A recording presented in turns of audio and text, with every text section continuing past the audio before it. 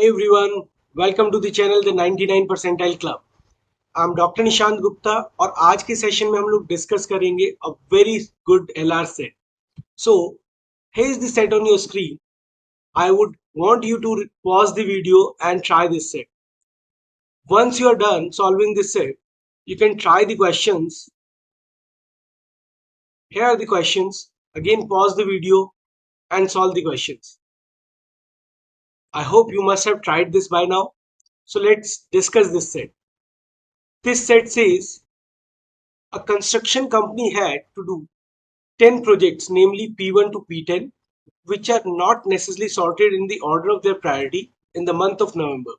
So P1 to P10 are the numbers of the project और ये priority order बिल्कुल भी नहीं है. All the projects have different priority, number 1 to 10, with 10 being least priority. तो जो हमारा प्रोजेक्ट फर्स्ट प्रायोरिटी पर होगा वो इनमें से कोई भी हो सकता है. These are the number of the project, not the priority order again. The company finished the project according to the priority starting with the highest priority project. ND is the number of project that took D days to complete. और उसके आगे हमें कुछ additional information मिल रही है. So how do we make this kind of table और इस तरह के डेटा को हम किस तरीके से अरेंज कर सकते हैं? Let's see that. So what we are doing here is हम एक टेबल बना लेते हैं जिसमें हमें प्रायोरिटी ऑर्डर पता है, because priority order is 1 to 10. तो 1 हमारी हाईएस्ट प्रायोरिटी ऑर्डर की चीज है और 10 नंबर इज लीस्ट प्रायोरिटी. किस प्रायोरिटी पे कौन सा प्रोजेक्ट आना है, वो किस डेट से किस डेट तक हमारे पास चलेगा और कितने नंबर ऑफ डेज में हम वो प्रोजेक्ट कंप्लीट करने वाले हैं. तो ये डेटा हम इसमें फिल करेंगे. So first information here says by the end of 14th November the company finished 5 of the project, which means 14th नवंबर तक 5 प्रोजेक्ट इनके कंप्लीट हो गए.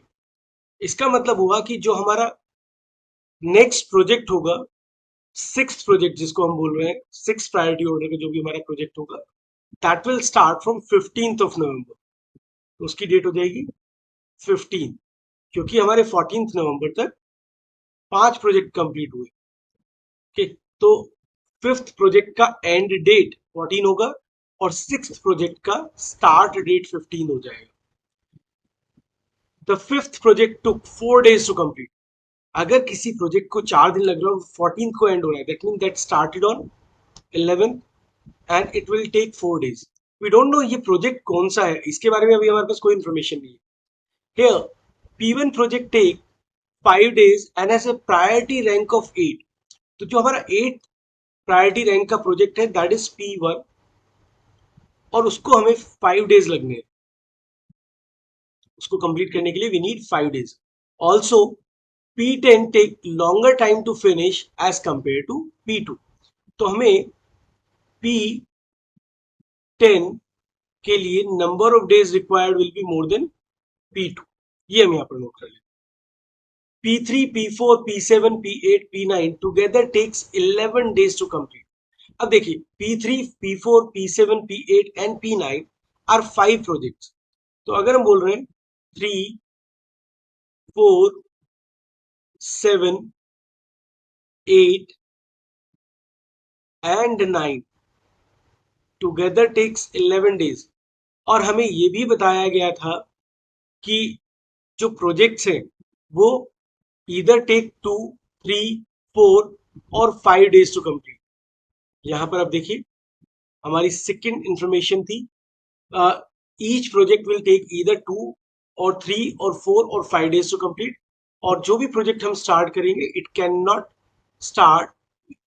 Start another one before finishing the current project. तो हमारा जो current project है जब तक हम उसको फिनिश नहीं करेंगे we can not start the other project.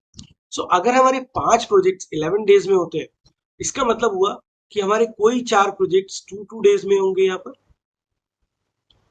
And one of the project will be able to finish in 3 days, but we don't know which one. तो अगर कोई एक पता लग जाए 3 days में हम कौन से वाला प्रोजेक्ट कंप्लीट करने वाले हैं, तो हम बाकी बचे हुए सारे प्रोजेक्ट 2 days में कंप्लीट कर सकते हैं. Next information is P4 was started on 15th of November और 15th नवंबर को हमारा 6th प्रायोरिटी वाला प्रोजेक्ट शुरू हुआ था and that is P4 now. So ये हमारे पास P4 आ जाता है. And the company took 2 days to finish it. इसको कंप्लीट करने में 2 दिन लगे, यानी 15 को शुरू हुआ, 16 को एंड हुआ, 2 दिन में हमारा काम। Now P2, P5, P6 together takes 10 days to complete. तो P2 plus P5 plus P6 total हमें 10 days लगने।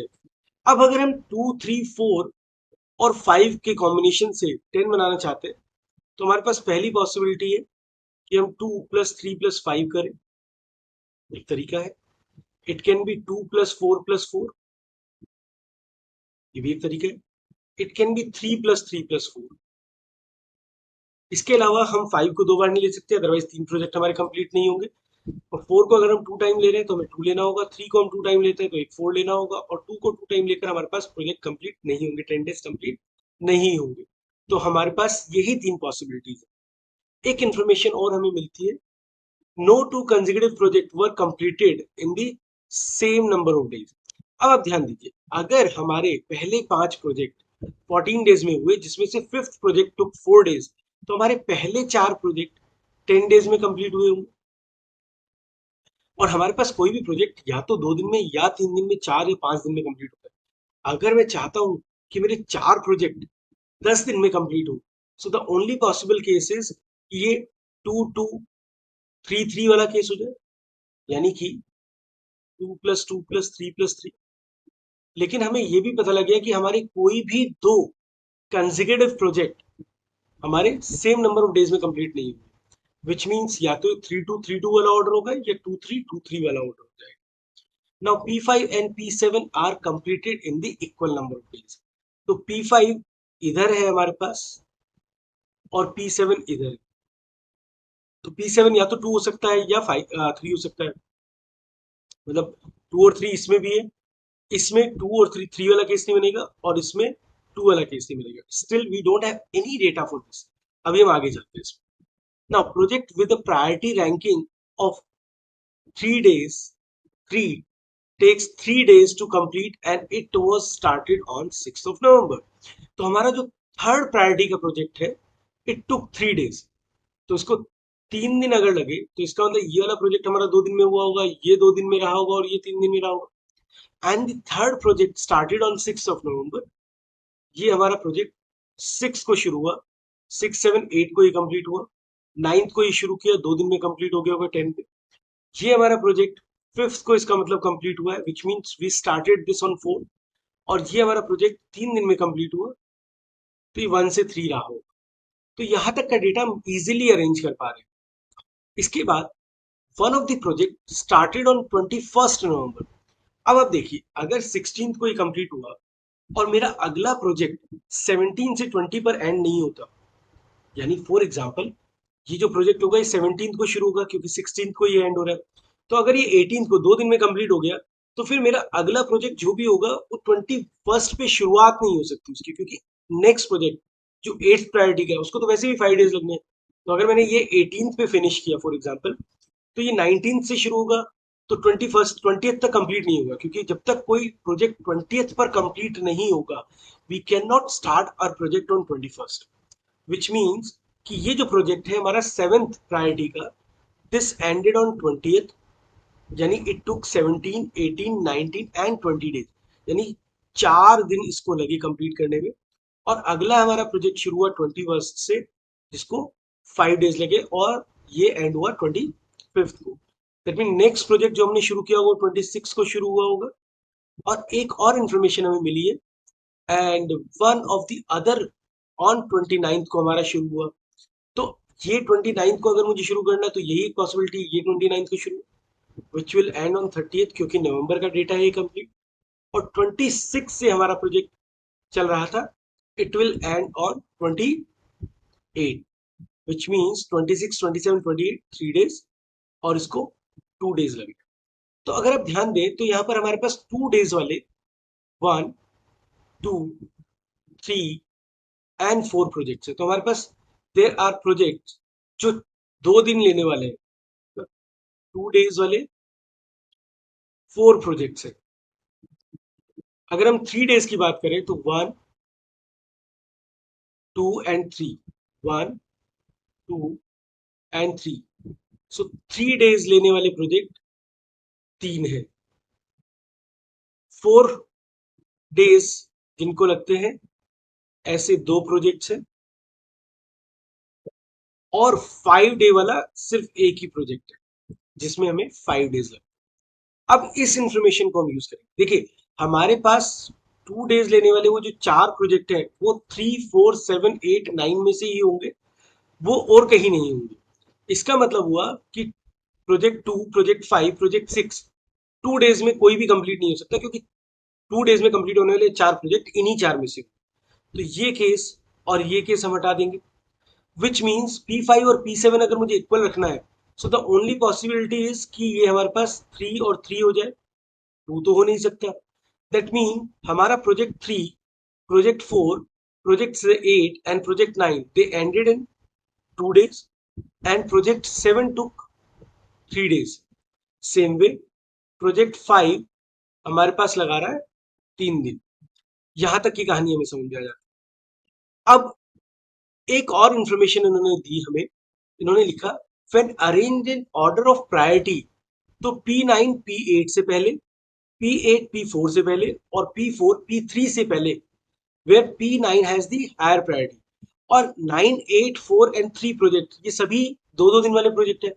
इसका मतलब हुआ कि this was P9, this was P8, this was P4 and this was project 3, जो हमारा 10th प्रायोरिटी ऑर्डर का प्रोजेक्ट था। अब हमें एक इंफॉर्मेशन और मिली थी कि प्रोजेक्ट 10 में जो नंबर ऑफ डेज लग रहे हैं वो प्रोजेक्ट 2 के नंबर ऑफ डेज से ज्यादा है। देखिए, अगर मैं प्रोजेक्ट 2 के लिए, फॉर एग्जांपल अगर मैं प्रोजेक्ट 2 के लिए 4 नंबर ऑफ डेज मान लेता हूं कि इसको 4 दिन लगते हैं, तो प्रोजेक्ट 10 को 5 डेज लगने चाहिए, क्योंकि 4 दिन से ज्यादा लगने का मतलब है 5 डेज। लेकिन 5 डेज वाला हमारे पास सिर्फ एक ही प्रोजेक्ट था, विच वॉज P1, जो कि P10 तो हो नहीं सकता। इसका मतलब हुआ कि प्रोजेक्ट 2 को 4 डेज नहीं लगेंगे, अदरवाइज प्रोजेक्ट 10 के नंबर ऑफ डेज हमारे पास नहीं बनेगा case. That mean project 2 also took 3 days, ये हमारे पास 3 डेज के लिए आ जाता है। एंड प्रोजेक्ट 6 हमारे को 4 दिन लगाता है। तो प्रोजेक्ट 2 हमारे पास 3 डेज लगाता है, प्रोजेक्ट 5 हमारे पास 3 डेज लगाता है। और आगे हमारे पास इंफॉर्मेशन क्या थी कि when arrange in order of P5, P2, P7, ये हमारे पास है P5 हैज हायर प्रायोरिटी। ठीक है, तो P5 and P7 had same number of days। तो P5 हमारे पास 3 आ रहा है, तो P7 भी हमारे पास 3 है, ये हमारे पास आ गया था 3। P5 3 हो गया, P2 3 हो गया, और इनका ऑर्डर में पता लग गया, पहले 5 आएगा, फिर 2 आएगा, फिर 7 आएगा। तो 3 वाला सबसे पहला जो होगा that was project 5, this was project 2, और ये जिसमें हमें 3 डेज लग रहे हैं ये प्रोजेक्ट 7 है। इसी ऑर्डर में हमें गिवन। फिर हमें पता लगता है कि प्रोजेक्ट 6 को 4 डेज लग रहे हैं, और प्रोजेक्ट 10 को भी 4 डेज लगेंगे, क्योंकि बाकी सब हम यूज कर चुके हैं। 2 डेज वाले 4 प्रोजेक्ट हमें मिल गए, 3 डेज वाले 3 प्रोजेक्ट मिल गए, 5 डे वाला एक प्रोजेक्ट मिल गया। तो सिर्फ 4 दिन वाले 2 प्रोजेक्ट बचते हैं, जिसमें एक P6 प्रोजेक्ट 6 है और एक प्रोजेक्ट 10 है। बट वी डोंट नो कि इनका प्रायोरिटी ऑर्डर क्या है। प्रोजेक्ट 6 5th प्रायोरिटी ऑर्डर पे भी हो सकता है, और प्रोजेक्ट 10 7th प्रायोरिटी ऑर्डर पे हो सकता है, या फिर प्रोजेक्ट 10 हमारा 5th प्रायोरिटी ऑर्डर का प्रोजेक्ट हो सकता है, और प्रोजेक्ट 6 हमारा 7th प्रायोरिटी ऑर्डर का प्रोजेक्ट हो सकता है। तो इसमें हमें कोई कंफर्मेशन यहाँ पर नहीं मिलेगी। Now, on the basis of this table, we can answer all the questions. So let's try the questions one by one. The first question is the priority of how many projects can be uniquely determined. So barring project 6 and project 10, हम सभी की priority बता सकते हैं, यानी for remaining 8 project हमें उनका priority order पता है। So the right answer is a, option A. Which project was carried out on 18th of November। अब आपको देखना है कि 18th नवंबर को किस पर काम चल रहा होगा। ये जो 7th प्रायोरिटी ऑर्डर का हमारा प्रोजेक्ट है जो भी होगा, वो 17th को शुरू हुआ और 20th को खत्म हुआ, यानी 18th को यही चल रहा था। Now this can be either project 6 or project 10, so we are not sure about it, which means cannot be determined or indeterminate. Next question, how many projects took exactly 3 days to complete? Exactly 3 days वाले हमारे 3 projects थे ना, exactly 3 days वाले, they were 3 projects. Now how many projects definitely have higher priority than project 6? अब आप check करें कि higher definitely have का मतलब है कि जो हर केस में प्रोजेक्ट 6 से पहले कंप्लीट हुए होंगे. सो प्रोजेक्ट 6 अर्लीस्ट भी अगर हम कंप्लीट करेंगे तो 5th प्रायोरिटी पर होगा.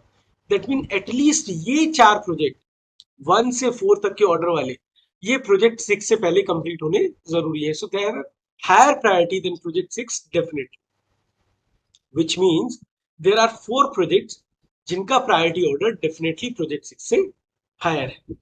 So guys, for more such videos, don't forget to like, share and subscribe this channel. Thank you.